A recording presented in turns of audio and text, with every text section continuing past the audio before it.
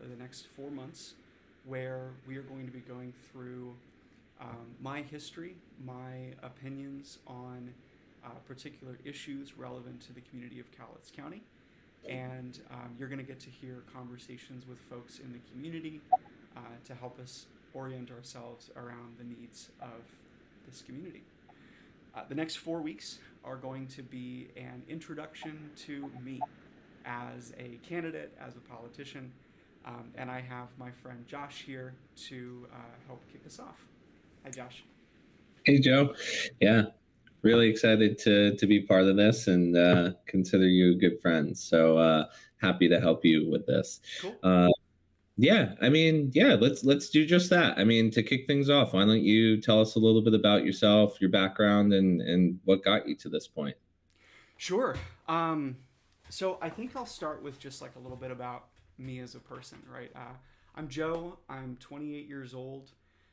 We moved to Cowlitz County about 3 years ago, and before that, I spent most of my childhood in the Vancouver, Portland area. I work for a prominent software company based out of Vancouver. I work from home most days. And prior to this area, I grew up in rural Wisconsin as the oldest of 8 kids. So my family history is tumultuous, but it has been really wonderful to uh, get to Cowlitz County and to get connected to this community. Yeah, awesome. And I guess what's inspiring you to run for office? So initially, the reason I had considered getting into politics at all was looking at voter data. I was really curious how the 2022 congressional election worked out. We had Joe Kent and Marie Glusenkamp Perez. Marie won by a very thin margin, and I wanted to understand how that happened in Cowlitz County. So I started pulling numbers from, census data, population stuff, and I saw something that was not like surprising to me, but it really frustrated me. Most people under the age of 35, despite being registered to vote, didn't vote in that election. I started looking into like why that is because it just bothered me. I understand the importance of voting, at least I think I do, and I didn't really get why people like wouldn't get it. So national polls, if you ask people at the polling places, why didn't you vote? 25% of people nationally say I didn't vote because it was hard. And admittedly, in a lot of places in the country, it is very difficult to vote. Not so much in Washington, right? We have a very progressive voter system. We make it very easy for you to register to vote. We have automatic voter registration. We have mail-in voting. So it's not really a barrier to people. So you have to look at the next two groups. 17% of people nationally say, I didn't vote because I wasn't interested. Knowing and believing what I do about people, I'm not going to assume that means they just don't care. What I believe about people is that most of us are pretty self-interested, and we like to go spend our time and energy on things that impact us, that improve our lives. So I translate people saying, I'm not interested, to I can't draw a straight line from checking a box on a ballot to getting anything that I want. Right? Another 17%, a little less than that group, say, I didn't vote because there wasn't anyone on the ballot who was talking about anything I care about, and I won't vote for the lesser of two evils. I looked at the voter turnout data in Cowlitz County, and I saw that if those two groups, that 17%, if we can discount the 25% that said it's hard to vote, they'd make up about 40-some% of the non-voting groups in our area. And I was just certain that there's like something we could do. That sparked a lot of conversation with friends and people that I developed relationships with in this area. And at some point, it came to mind that I should run for office because maybe there is a need for someone who's talking about the things that I care about, that I know my community cares about, and maybe that just hasn't been filled. Um, so that's kind of how I got to the point where I thought, yeah, I want to run for office. Yeah, definitely. And I guess hearing all of that, right? It sounds like politics has always been something that you've been interested in some way, shape, or form. Somebody doesn't Oh, just go and look at census data. So yeah, talk to us a little bit, like maybe a little bit deeper about that journey, like over time, that sure. how has that built up for you? Yeah, I don't know that I was really politically aware for for like most of growing up, right? We'll get a little bit more into my like history with politics in the next two sessions, because we're going to talk about my history with the American right and my history with the American left. I think both of those are really worth diving into more specifically. But you know, growing up, I was taught and believed that the best way for me to make good decisions was to defer to authority. And so I didn't really go looking all that hard for what I should be thinking about. I kind of just listened to the people in my life who I trusted, right? Yeah.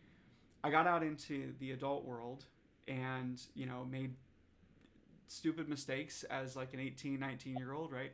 But I started to realize that a lot of the opinions I had like weren't really my own. Um, they were the opinions of other people in my life who I trusted, but I hadn't actually decided if I believed those things. And so probably the last 8 years for me has been characterized by that, trying to figure out what I think about things, what I believe. I, at one point, started getting connected with the Democratic Central Committee in Cowlitz County because I recognized that local politics has a significant impact on the local life. Local politics doesn't feel really impactful, but I think it's one of the most impactful areas to like my day to day. Local politics decides what my roads look like, decides the state of the streetlights and things like that. And it's much more directly impactful than a national conversation, as interesting as those things are. So I have always been interested in politics. I think I've said this to friends in the past. I'd be a politician if not for money. And it's just, to me, it's exploring the system that we use to function as a society. We have to decide a structure for ourselves, and that's just always really fascinated me, even if I didn't really connect with it until a few years ago. Yeah. No, awesome, Joe. Well, I appreciate that openness and that transparency there. So I think it'll give our listeners and viewers a great frame of Sure. reference as we continue the live stream throughout. Awesome. I want to give you a little bit too of my like how I specifically decided to run for this position as well, right? Because it wasn't initially, county commissioner wasn't initially on my radar. Mhm. I went to a close friend of mine and kind of laid out what I was thinking, and I said, I'm thinking about running for Congress. She very kindly, very, very patiently reminded me that I was probably getting in over my head to consider something like that. I think the way she put it is, unless you trip and fall into $5 million tomorrow afternoon, you're not going to be a blip on the radar, which I think she's right. And she also said, the other part of it is that the Democrat who's running is very popular. And, you've developed relationships with Democrats primarily over the last couple of years. I'm concerned that you would nuke those relationships by putting yourself against somebody like Marie, even if you believe you're doing the right thing. She suggested city council to me, and I said, I understand the value of city council, but the kinds of things that the city council talk about are just not as interesting to me. And on top of that, the impact is relatively limited compared to what I feel capable of managing. I see the city council conversations, and I have a deep respect for the people on the council, but I don't see myself in that seat. She said, what about county commissioner? This was back in August of last year, right? But my response was, what's a county commissioner? And she explained it to me, and I recognized that I had a lot of the history and practice qualifications to do that kind of job. And it was really her who gave me the motivation to put myself in that position. I think for me, running for office is an opportunity to go and engage with my community in a different way. I'm already doing things on the side to try to talk with folks and try to draw us together, right? But politics is one of those things I feel is really impactful in ways people don't always connect to, and that's really my strength. Is like, Yeah. drawing those connections. I think. Yeah. So I'm very excited about all of that, and I wanted to share a little bit of that story. No, absolutely. We always need good friends like that, and I know from my time spent with you, that embodies you. Totally. So yeah, no, again, Joe, I really appreciate that. I think again, great frame of reference, and I'm excited to dive deeper into some of the other topics that we have lined up today. Cool. All right, we'll kick into the next one. I'm gonna pause for a moment, and we'll take a short break.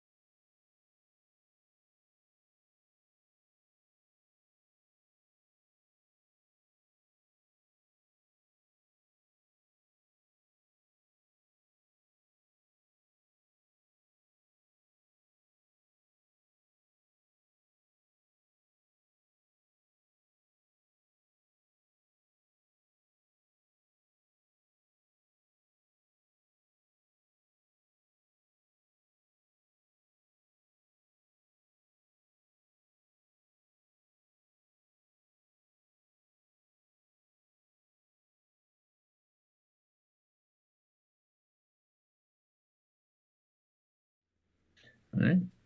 All right, awesome, Joe. So now that we know a little bit more about you and your background, I wanted to move into your values and how they kind of guide your core political stance and your Sure. political opinions. So let's kick it off with just that, right? Like, what are your core beliefs, and again, how do they play a factor into your political stance?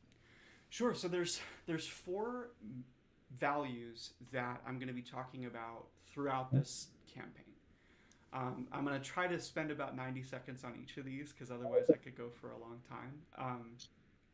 The first is free choice with care. I'll just describe a little bit of what that means to me. I think that everybody should be given the ability to make the best decision for themselves. I don't think those decisions should be made without consideration for other people. I find that sometimes the idea of freedom gets misconstrued as an unwillingness to follow rules. And there are lots of people who think about freedom that way, but I know many more who are comfortable with the idea that they can't do literally anything they want. And for those people, I want them to feel as though they have the agency, the autonomy, the freedom of self, freedom of self determination. And I just want them to be aware of other people and to consider the impact of their decisions on those people. Free choice with care for me is an affirmation that we should be given the ability to make those decisions for ourselves as long as we are not intentionally causing harm to others. I think these systems of rules are really designed to help us make sure that we don't cause harm to others, even if those rules don't always perfectly reflect that. That's free choice with care for me. Yeah. The next is growing by supporting. And for this, I'll use a little catchphrase. When we lift from the bottom, we all rise. I think that there is a lot of opportunity out there for all of us, but I don't think that opportunity is going to be fully realized if we don't make sure that, the people who really need help get it. Cowlitz County specifically has a reputation based on the statistics about our area that it's not a very great place to live. And I feel a deep dissatisfaction with that. But if we look at it, it has a lot to do with things like income, housing inequality, homelessness, drug addiction. And I think if we aren't placing our focus on those areas first, any growth or expansion outside of that is going to be vapid. I've seen other communities grow and do so without making sure they had the infrastructure first to really support that growth when we got there. And I think that drives the kind of imbalances that we see now. So growing by supporting for me is a decided focus on the people who need our support as a strategy for ensuring that when we grow, we do so well. The third is community-led solutions. I think it's a hard argument for me that a state or federal agency is going to think as hard and know as much and come up with as effective solutions as people within our community will. The state of Washington does not have its sights set on how to improve the lives of people in Cowlitz County as much as they do how to improve the lives of everyone across Washington state. And so for Cowlitz County, I think the people within Cowlitz County should be given that agency to impact our community. I believe that the role of government should probably be to do our best to support those efforts. And I don't think this is a scenario where we need to hand things over to the nonprofits and churches and kind of wipe our hands of it and say that's really your problem. I think it has to be a partnership. As a politician, I believe that the community is both responsible and probably the most capable of addressing the problems and of coming up with solutions. I really do think that that's the best way to go about it. In the interest of making sure that everybody within our community is protected and cared for, we need people who are here and who are doing that work and who are doing it for us specifically. The last, which this kind of leads into, is an outcome-focused government. What I mean when I say outcome-focused, I mean that we should be principally concerned with getting things done that benefit the community. I see a lot of infighting and ideological disagreement about the best way to get something done. But the thing is, I don't see a lot of disagreement about what should be done. There are some loud voices that say we shouldn't be caring for people and, we shouldn't be benefiting folks. And I think those folks are usually, their view is a little bit more narrow than I'd like. I see most of us really understanding the need to care for each other. And I think the role of government in that is to try to figure out how to get that done. I don't think that it's always money. I think people come to the government often looking for money because they see that money as the enabler. And I think it's a great tool, but I don't know that it's always the most appropriate way to get what we want. And so for me as a politician, my goal is to hear what people are trying to do, what they want to use money for, and if money is not always the best solution, to try to drive a different one. I want to try to find ways to say yes as often as I can within the constraints of the system and accounting for all the people that are affected by those decisions. That's what I mean by outcome focused. The point is that we get what we want. It's not to make sure that we are all in agreement on the ideological framework we use to do it. It's to get what we want. And that to me is really, really important. as a politician. And pause. So right there, right, and I love that, and I'm 100% for that, and I think you know that as a close friend of you.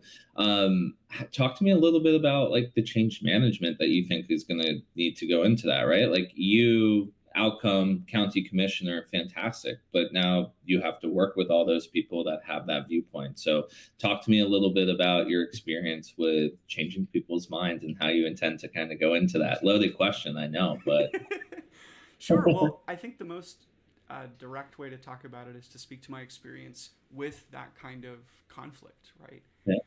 I work in an industry that is rife with misinformation and misunderstanding.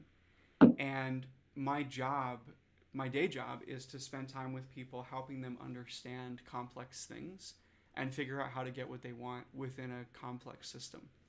Um, for those on the live stream, Josh and I work together, and we've worked together for a while. And so Josh has seen a bit of how I work here, but most of the time, the way I want to get into problem solving is by trying to understand the problem first. I think we operate a lot on assumption, and we assume that people align with our view if they use the same words that we do. We assume people don't align with us if they don't use the same words we do. And so a lot of what I do at the beginning of a conflict or a discussion, problem solving, is making sure that we're using the same vocabulary, that we understand each other. That Mm. requires a lot of patience and listening and asking questions before I really get to say what I think. But it means the outcome is better. I've said for a long time, like if you just spend a half hour with somebody clarifying vocabulary, time well spent. Because then from that point on, you know you're speaking the same language when you talk to each other. I think from there, it's about making sure that you're accounting for all of the potential risks of whatever solution you're proposing. In business, there are a lot of unintended consequences to almost any decision. That's a hallmark of working in complexity, right?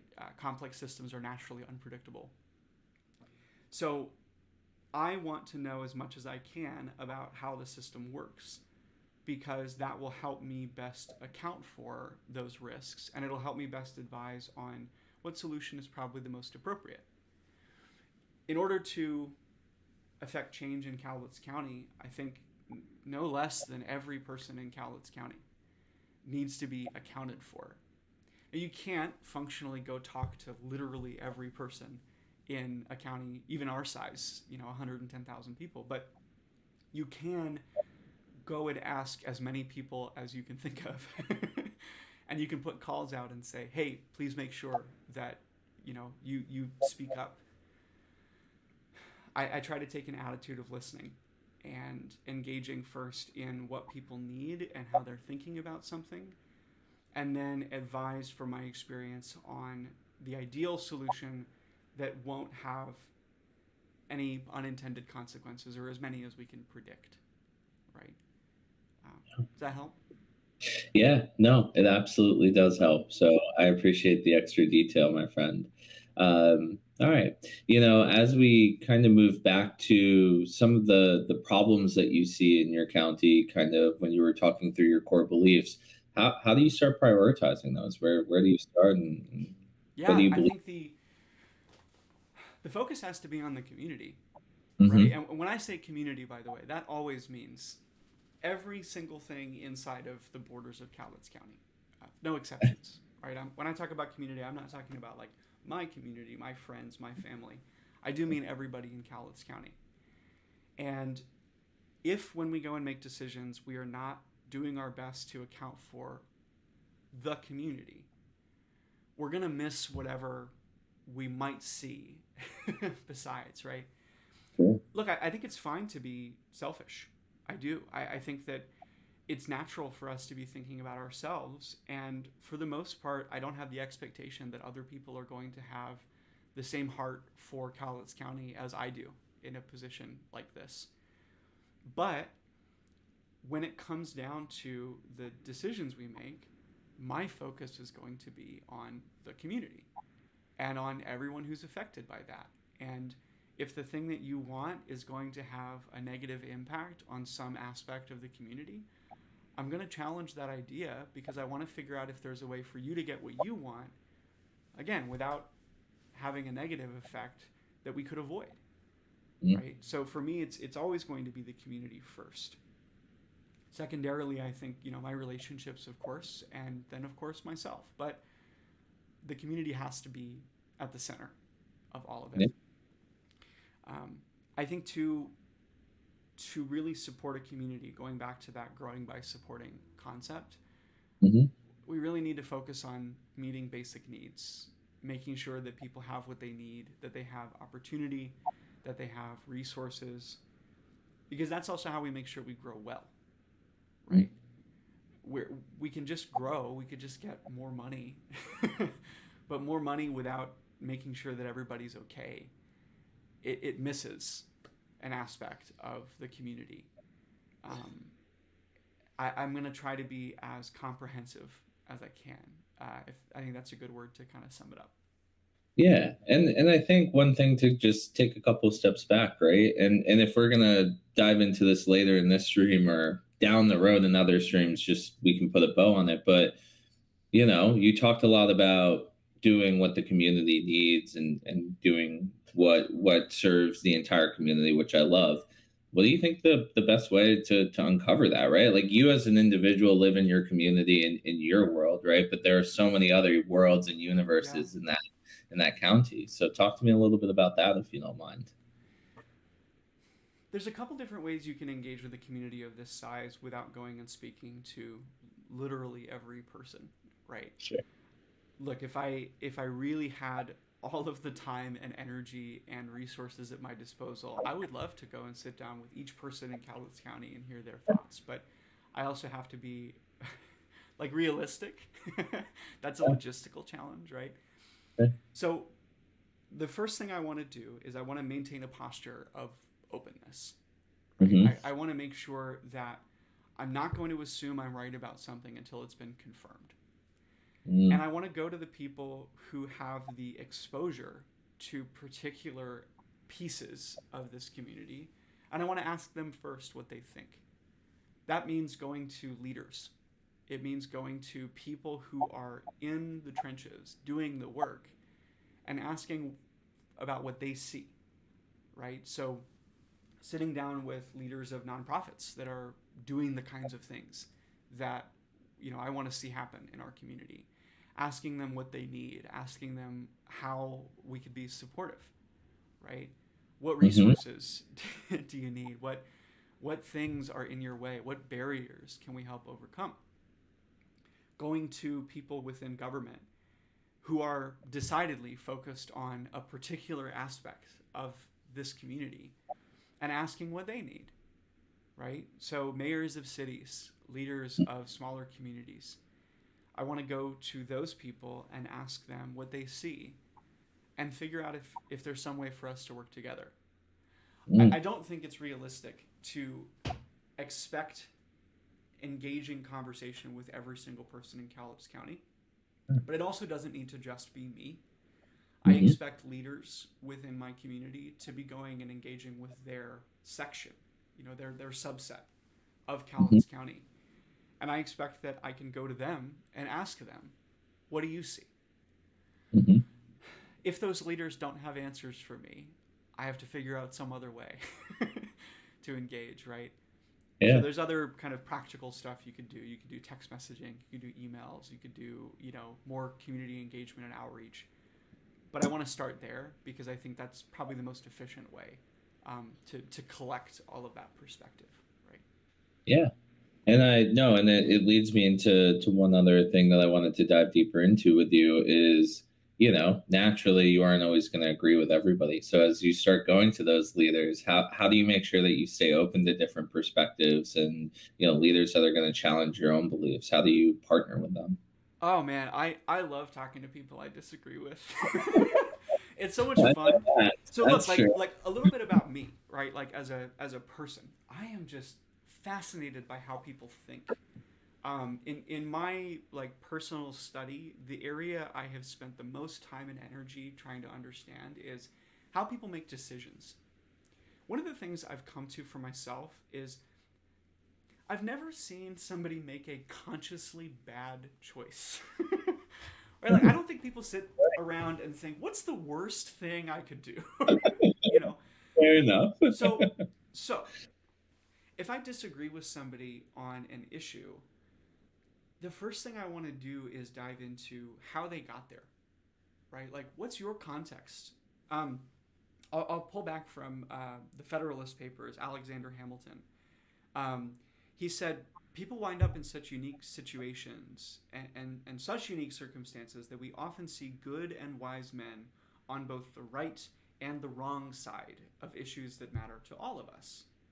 Mm. He talked about forgetting the balance between freedom and effective government, right? He said an effective government without freedom is not really all that effective, and freedom without an effective government is not really freedom, right? And he was kind of speaking to the challenge of balancing conflicting perspectives. Sure. If there's one thing I'm excited about, it's talking to people who disagree with me and figuring out why that's the case. There's always going to be some value in that discussion, even if it's that we recognize that we disagree and we understand each other's reasoning for that disagreement. But I think the people that you disagree with are usually the ones that can give you perspective outside of your own. My dad and I don't align really at all politically. Like we get into not arguments, right, but disagreements because we're both kind of scholarly and we like to study stuff. And I always come away from those conversations understanding something a little bit better than I did before, even if it's just in the conversation talking out loud about those ideas and seeing the response and hearing the questions that are asked. There's value there. Yeah. You asked me, like, how do I stay open? Oh man, I think it's just being fascinated by people. Yeah. I truthfully am I never get bored of hearing how somebody got to their conclusion. Yeah. Yeah. Although you said something that I identify with so much is, especially with your conversations with your dad, always walking away with understanding something a little bit differently or a little bit better than you did before. Just, I don't know, it stuck with me. And it's something that I yearn for in conversations. And it's like that, light bulb moment, as everybody says, to be cliche. It's like, wow, just never thought about that. And I think that's why, like, I'm excited for you to be doing what you're doing right now and excited to hear you talk about these things the way that you are. So absolutely. Yeah. And I think too, look, like, I think disagreement is fine. I think that there's a lot of emphasis placed on us needing to agree with each other in order for us to move forward. And I just don't think that's true. I think we can get what we want and hold those disagreements in tension. I had a college professor who used the phrase, he said, you have to live in the tension. Yeah. There's always going to be conflict. There's never going to be a right answer. As long as we have a community this large, shoot, two people disagreeing mean an issue is complicated, right? So I don't think that we actually need to walk away in full agreement about the right way to get something done. I do think we need to agree on the best place to start, and we need to have a solid plan for how we're going to test out those ideas.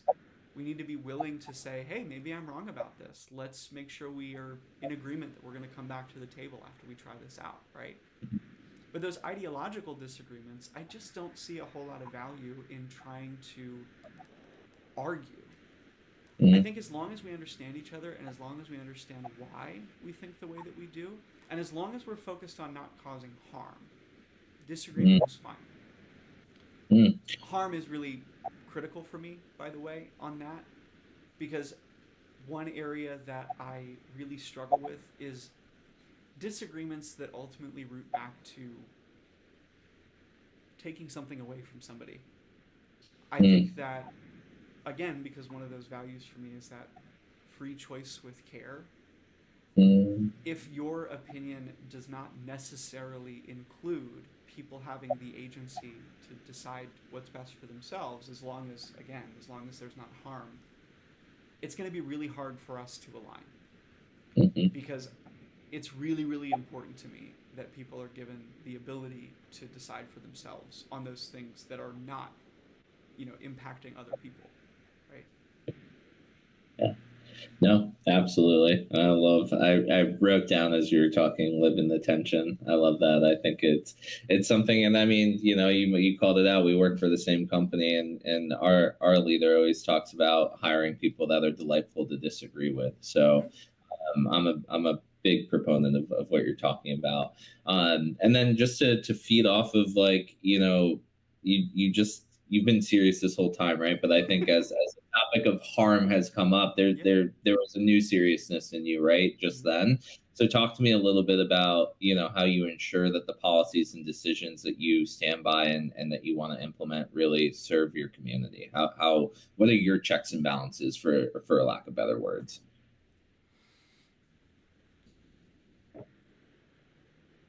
If you want to meet a need,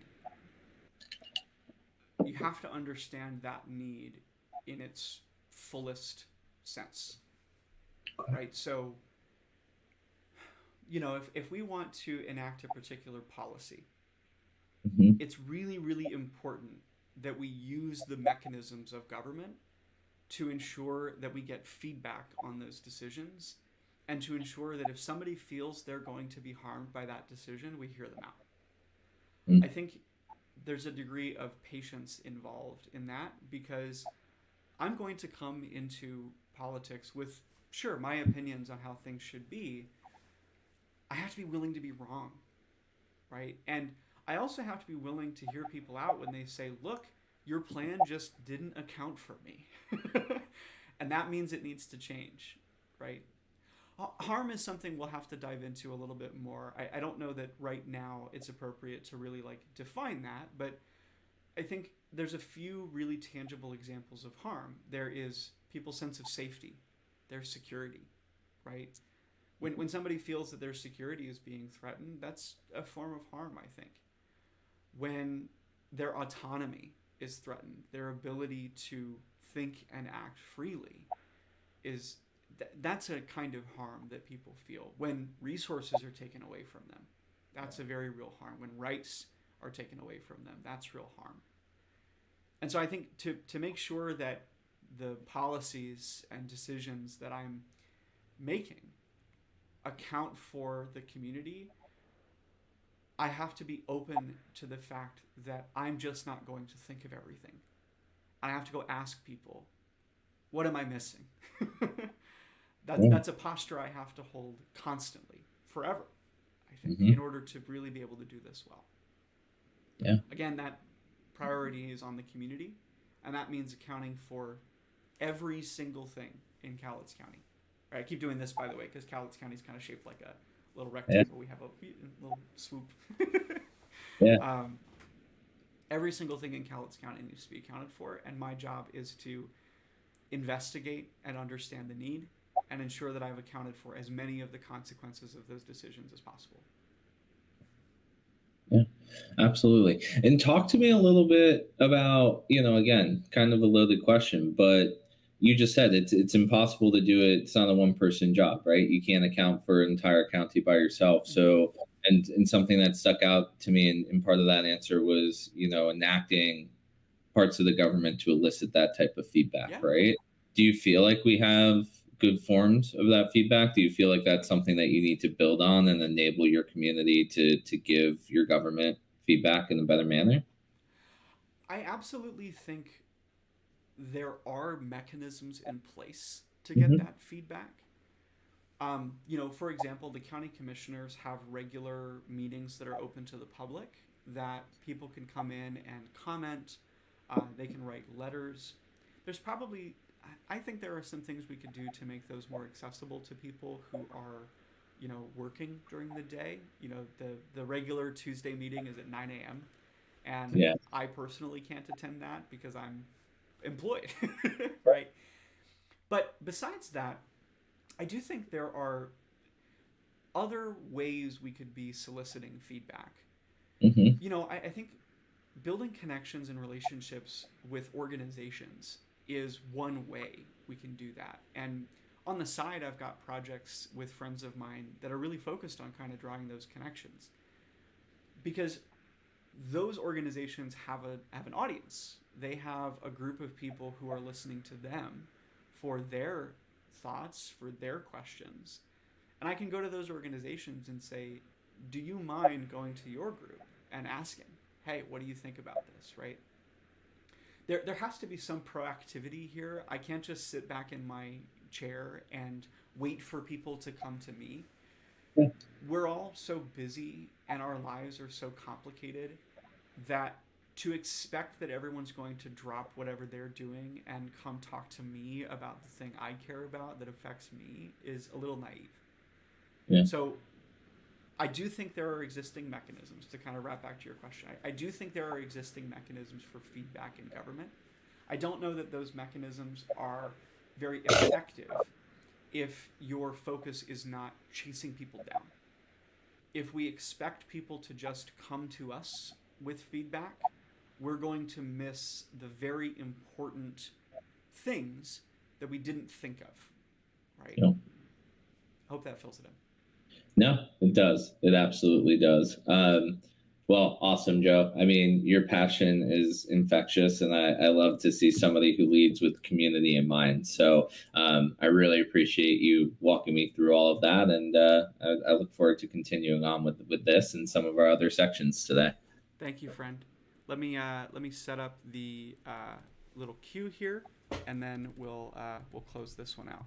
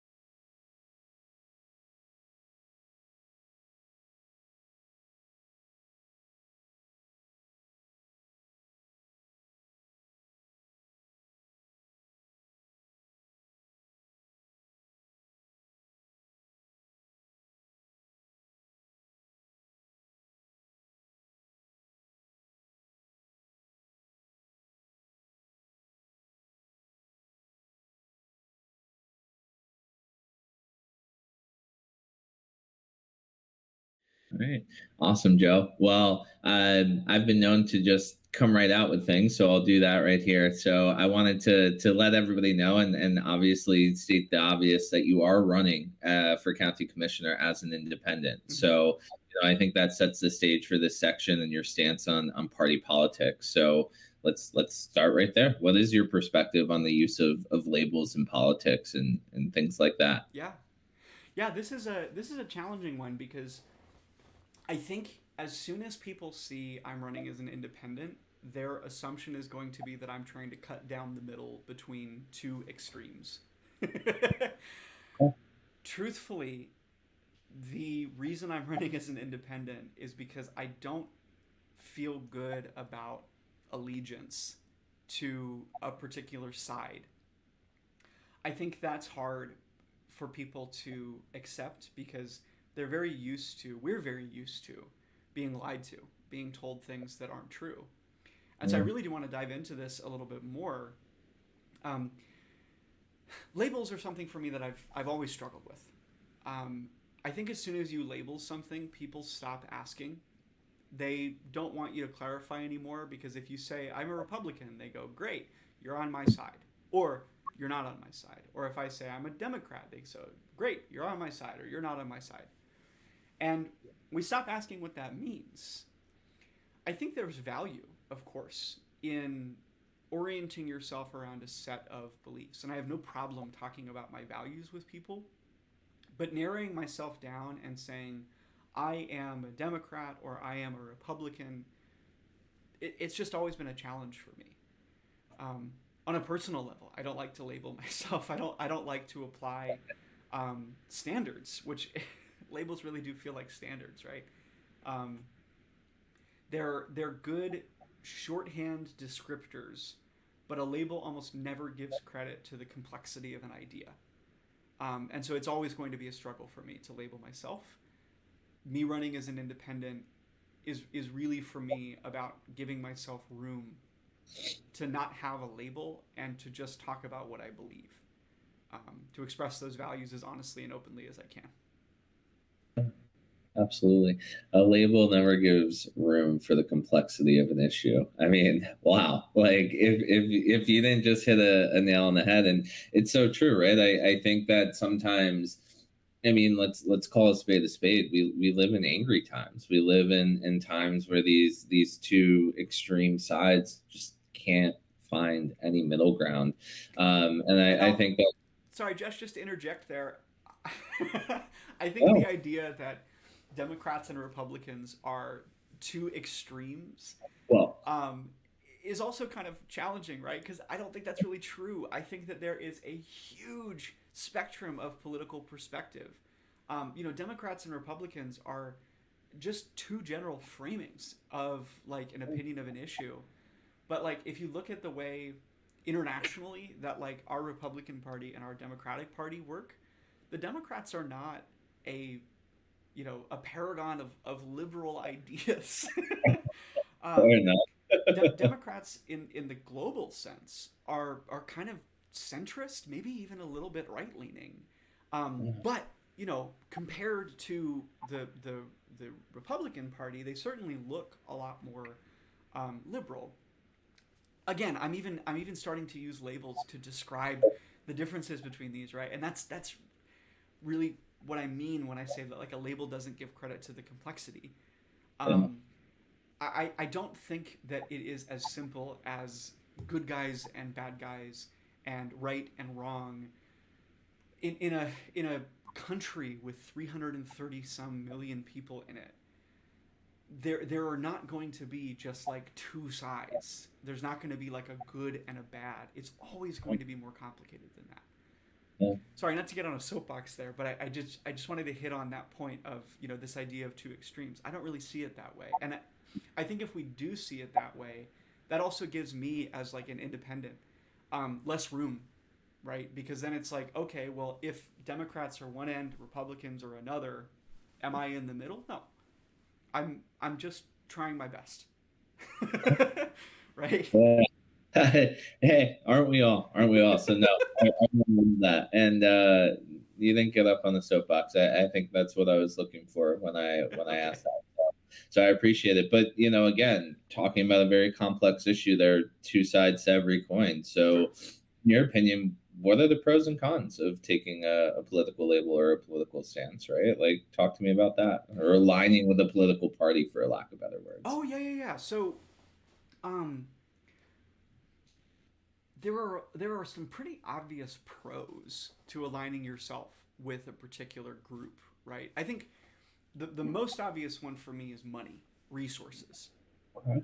The Republican Party and the Democratic Party in the United States have entrenched themselves, right? And they work kind of like companies do.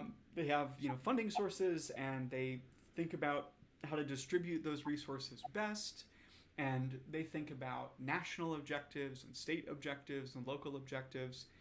And for everybody who's in the room on a Monday night for a monthly meeting, right? They're there because they feel at least that the organization is worth connecting to. But the cons to that as a politician, right? Not as a member of the community, but as a politician, are really sharp. One of the most obvious ones for me is oversight into beliefs. I have seen on the national stage people do and say things that feel contradictory to what they've said in private. And I've heard justification for that being, well, she couldn't say that and still be supported by the National Democratic Party. I don't want that kind of influence because to me, while I think it's important to take perspective from those organizations, I think it's really important to account for their view of things. That level of control that they're allowed to exercise means that I might not be able to serve my community as well as I want to. It means that I might not be able to give people what they're asking for, what they need. It means I might not be able to offer them solutions to their problems if those don't align with a perspective that is just not focused on this community, right? The other disadvantage, which I've already talked about, is labeling. As soon as I put on a ballot that I'm an R or a D or a G, right? There's lots of options. As soon as I attach a label to myself, people stop asking me what it means. And they assume, oh, you're a Democrat. You're like me. Even if that's not true. I've talked with people involved in party politics at the local level who have really tried to expose the individual perspective of people within their parties. And when they do, they go find a lot of conflict. There's a lot of disagreement at the individual level in what being a Democrat means and what being a Republican means, right? But that advantage of being able to connect with that community is, I think, what holds those folks together. And I think that's really awesome. I think organizing is really important. I just don't want that influence myself if I'm going to be making decisions on behalf of a community. This work is too important. The community is too important to have that kind of influence pushing me towards one thing, towards one particular way of thinking about something. I really do want to try to account for as broad of a perspective as I can, and as soon as I attach a label to myself, it closes me off from some of that perspective, from some of that agency, right? Absolutely. And I think those cons in my book do outweigh some of those pros, but going back to it, right, I would agree. I think the biggest pro of aligning one way or the other is and are the resources. So, not to veer too much off of the message here, but have you thought about how that impacts your ability to run and like how you're gonna, maybe get boots on the ground, grassroots type of organizations together with the community to get you to power as an independent? Like, I take a little issue with that phrasing, if you don't mind, to get me to power, right? I think like, yeah. Look, if sorry, not to be too critical of the wording there, but just to put a finer point on it, this is not about being in charge, right? I think that if my goal in running for office is just to be in charge, I'm running for office for the wrong reasons. Yep. It has to be thinking about what the community needs and recognizing that if I'm in that position, I can do that better. Yeah. And that said, like, the challenge of a campaign is that you do need, resources. You don't always need money. I think money is relied on very heavily in politics, but money is a tool, right? It's a tool in the same way that a hammer is a tool. And if the goal is just to win, and that's your nail, and you just, hammer, right? My goal isn't to win. It's to have an impact. It's to try to affect the community. It's to try to engage with the community. And there are lots of other tools that'll help me do that besides money. So, to give an example, some friends of mine and I right now are building an organization that is focused on connecting Cowlitz County together. Our community is very spread out. We have 5 incorporated cities and depending on how you count them, between 21 and 30 unincorporated communities. Something like 44, 46% of the population of Cowlitz County lives outside of city limits. Hmm. And because of that, I see a lot of good efforts at very small scales that are disconnected from each other. The city of Longview and the city of Kelso are geographically very close together, but they're separate a lot of the time in their decision making, in their thinking. The cities of Castle Rock, Kalama, and Woodland even more so, because geographically they're a lot further apart, and all the other people that live outside those cities have no connection into those cities unless they consciously go and try to get it. So my friends and I are putting something together. It's going to start with a common events calendar that is really trying our best to put all of Cowlitz County in one place and just to draw those connections. The group I'm working with is fully aware that I'm using those connections, to try to do more things in the community, right? I've been very upfront that, hey, part of the reason that I'm personally focused on this is because I see some distinct advantages for myself in going and talking with leaders and organizations. But even if I don't win this election, I get what I want, Yeah. which is to have an impact on the community, to help, right? Yeah. That's the most refreshing thing I've heard in a long time. Really is, really is, and I promise, folks, I'm not a plug here just to say that. I mean it. Um, but yeah, as I stopped joking here this morning, Joe, I guess staying on the same page there, right? Like, talk to me about how you plan on just navigating the messy political landscape without the backing of a major party, right? Like, Yeah. what does that look like? It has to start, I think, with trying to meet needs and seeing how that goes. Hmm. I think that one of the most effective ways to learn how something works is to try and fail. Failure is a little overstated, I think. I think people are very afraid of trying something and it not working because they feel that that's going to, and I feel this too, that that's going to like negatively reflect on their ability to do things. I think we have to get a lot more comfortable with failure if we're going to get things done, right? Mm-hmm. How in the world can we decide something is going to work until we've done it? So I think we have to try things, and I think we have to be willing to fail. And part of my strategy here is trying to meet some needs in the community and seeing how that goes. Mm-hmm. On top of that, building connections and relationships with the people who are also making decisions is really important. This is an open call out, by the way, to anybody who wants to. I want to meet with you. I want to talk with you, especially if you're in a position of leadership here in Cowlitz County. I'm not really going to blush at the idea that you are on a different side of an issue as me. I expressed that already earlier. Please come talk to me. I'm going to do my very best to reach out to you. I have no problem working with people that I disagree with. It takes time, it takes some patience. And right now, I'm focused on meeting community needs as a way of drawing those connections and of building those relationships. That's ultimately how I think this has to work. Mm-hmm. It can't just be me on a high horse on some pedestal, um, Mm-hmm. dictating down to an unwilling populace. It has to be better than that. It has to account for more than that. And that's my strategy, I guess.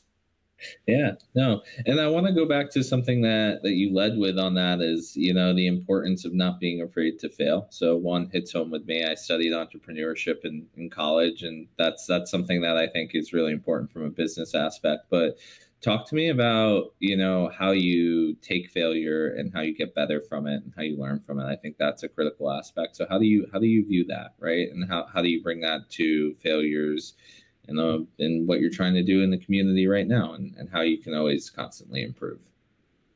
I hate failing. It sucks and it feels awful. Truly. The way that I naturally try to avoid failure is Mhm. I try as hard as I can to think about every single possibility. um, I've called this in the past like the shatter effect. Like I come to a decision and it's a little bit like a nail hitting a piece of glass, Mhm. seeing all of the little cracks and striations and little paths to get out to the edges, right? That's how my brain naturally wants to try to avoid failure is to just think of everything. Of course, that leads me to overthink, right? The practice I've developed for myself is to try to get to a point where I feel like I've accounted for all of the realistic risks and to release myself from the pressure of needing to think of everything before I make a decision. Yeah. I said this earlier, right? But a hallmark of a complex system is unintended consequences. One Mhm. thing I've had to recognize is that even if I spend months thinking something through, once I make a decision, there will be consequences I couldn't think of. Just guaranteed. So I hate failure. Naturally, I want to do everything I can to avoid it. And my practice has been figuring out how to think through reasonably what those risks really are, assess whether or not they're things we can actually control and account for, and then make the best decision with the information that we have. Yeah. I heard Guy Kawasaki was he's a former executive with Apple. One of the things he talked about was the dependency that leaders have on data, and he said I think people expect data to make their decisions for them, and the reality is that if you are a leader, you need to be willing to make a decision before you know everything about everything. He argues you should make a decision when you have about 80% of what you think you need to know. I don't know that that's directly applicable to government. I think he's speaking from a business perspective there. But I think there's a balance to strike between trying to figure out every possible consequence and Mhm. and being willing to fail, right? Yeah. No. Love that. Thank you for that. And then just playing off of one word, you said balance. So I guess this kind of made it stick into my head. Talk to me about how you plan on collaborating with other politicians, especially when the majority of them are affiliated with major parties. As I said, I don't have any problem working with somebody I disagree with, right? Yeah. The collaboration has to go both ways. Sure. It can't be me chasing people in positions of leadership down and, you know, demanding answers from them, demanding information from them, demanding resources from them. If somebody wants to work on behalf of the community, I want to find ways to support them. In all honesty, I think if I come into this position with my own ideas of how something should work, and I just go try to figure out how to get my ideas going, I'm going to miss the real value in being in a position of leadership. I think leadership has to be a position of servitude. How can I help you? For local politicians, my mindset is to go to them and ask them, what do you need? What are you trying to get done? What resources do you see? What barriers are in your way of getting what you want? Once I have an inventory of those needs, of that perspective, then I can evaluate how best to help people do that. To quote Zig Ziglar, the best way to get what you want is to help others get what they want. Yeah. What I really want is to impact the community. And if I go to local leaders, I want to hear what they want. That requires those leaders to have some kind of vision, some kind of mission, some objectives. And if they don't have those, it's going to be hard to help them. But if they do, from there, it's a conversation about how to help. That's how I plan to collaborate. Yeah. Absolutely. No, Like always, Joe, I love everything that you're saying. I love how you're leading with the sense of community and how to better your community. And I think it's powerful. So, I'm excited to continue the conversation in just a little bit and learn what the future might have to hold for you and what we can expect from you going forward. Cool. We'll take another short break here. Thanks, Josh. Yeah.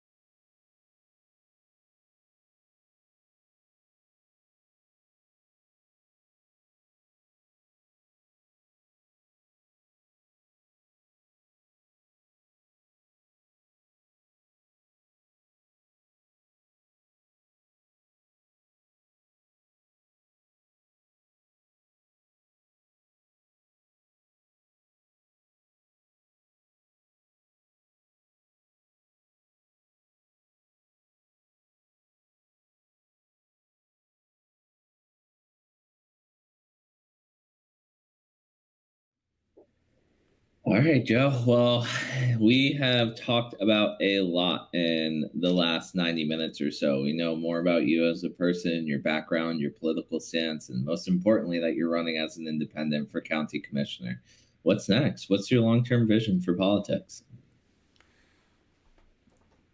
I am incredibly excited. Like, I think just to speak to the emotion of it, man, like, this is going to be really challenging. This is probably going to be the most difficult thing I've done. Um, and I'm so excited to learn learn about my community, learn Mm. who they are, learn how my perspective on this community might be wrong and to be corrected, learn a lot about myself, right? Um, at my core, my mission is to help other people accomplish their ultimate purpose. In that statement, ultimate and purpose for me are capitalized. I think every person has a reason for being. I don't know that we always know what that reason is, but I think the way we think about our reason for being is through our goals and objectives.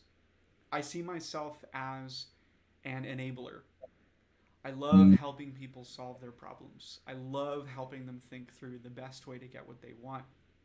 And I think politics is an amazing opportunity to do more of that. But I'm also anticipating a lot of messiness. Mm. I sat with a friend early on when I was talking about running for this position, and one of the first questions he asked me is, "Why are you running for a position that is so messy?" And I said, "Because it's messy."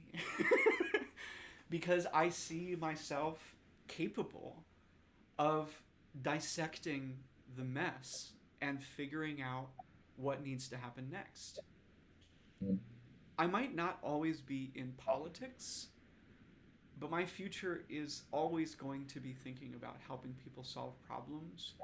And for now, helping think about how to help my community get what they want. Again, to clarify, community means every single thing in Cowlitz County, right? Yeah.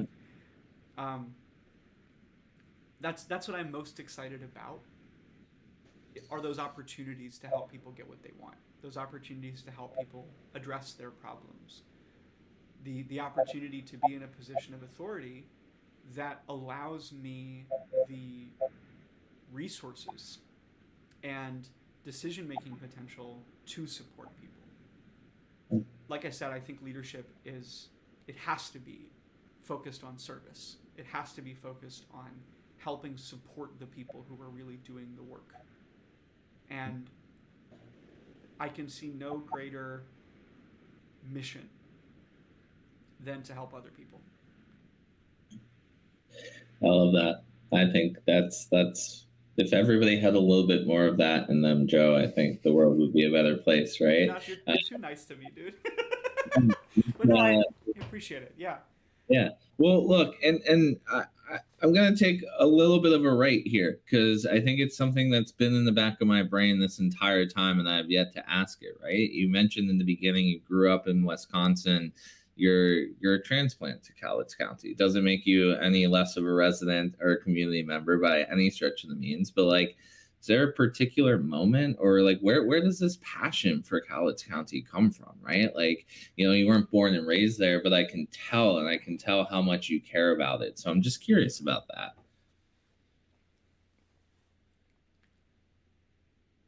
Oh, give me a second. Mhm. I didn't mean to strike any chords. No, you're good. I want to make sure that I do that question justice. Yeah. Fundamentally, I love people. Mm-hmm. People in general. I can Mm-hmm. say that very confidently. I love people. I love you, right? And naturally, I have that draw towards other people. Yeah. Cowlitz County specifically was not on my radar as a place I felt like I could call my community. We moved here 3 years ago, and the reason we did was primarily housing prices. We couldn't find something that we wanted that met all of our needs in Vancouver, and by accident, we stumbled on this house in pursuit of another one. We really liked the house, and so we decided to move here. But we didn't have really great expectations of fitting in, of finding Mm-hmm. those relationships. To be honest, it's very hard because of how disconnected this community is to find connections into that community. It's one of the reasons why this project that we're working on is so exciting to me, because I see an ability to help other people like me who are coming here for the first time and who don't know how to get into Cowlitz County and draw those connections to it for themselves. Yeah. But as I've gone and built relationships here, I see a lot of really good people who are really hurting. Mm. I don't mean necessarily the people who are, homeless. I do feel very strongly for people who are in positions that need support. And I want to try to find ways to support them, using mechanisms that are appropriate. Mm-hmm. But when I say hurting, I mean disconnected. I mean feeling alienated, feeling like they don't have a sense of community. Mm. I think people are very afraid, and they're worried about stepping out into an environment where they're going to put their whole self on display, and they're going to be told that's wrong, that's bad. Mm. And so I think a lot of us are very isolated. I certainly can speak for my generation and younger. We don't have a lot of connection to community. Yeah. The love that I have for Cowlitz County is born out of seeing people hurting and seeing that root out of feeling disconnected, feeling alone. Yeah. I don't want people to feel alone. We're not. Yeah. We have something really special here, Yeah. and I just want people to see that and recognize it. I want them to feel it, Yeah. like I feel it. Yeah. Yeah. I can tell how you feel it. Yeah.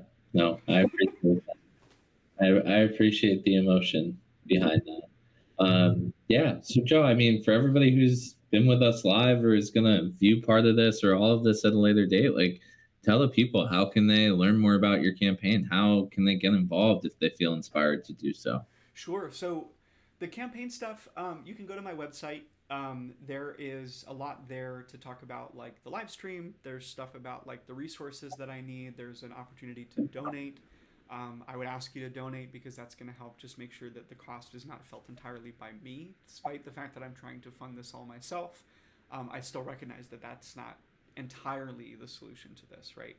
My website is hellomyfriends.us, and anything that I want you to see as like the content of my campaign is going to be there or on this YouTube channel. Really, though, I want you to know about this project my friends and I are working on, and I want you to go there first before you engage with my political stuff. My friends and I are starting an organization called the Heart of Cowlitz County. It's going to begin as an event website that just collects all the different things happening in Cowlitz County together. The ultimate goal is to try to draw connections and try to draw folks in, to help kind of show all the cool stuff that's happening. I'm going to get some opportunities to sit with leaders of organizations and interview them and then publish those as podcast episodes. There's lots and lots of ways that you engaging with the Heart of Cowlitz County helps me. And really, I'd rather you start there because that is also going to hopefully help fulfill a need for you, the individual. If you go to my website, there's lots of answers to questions there. There's lots of ways to get involved. You can sign up for my email list. You can sign up to become a volunteer. But I don't want this to be about supporting me as a politician as much as it is about the mission that I have. I want to draw Cowlitz County together. And I think the Heart of Cowlitz County exposing that is the best way to do it. Awesome.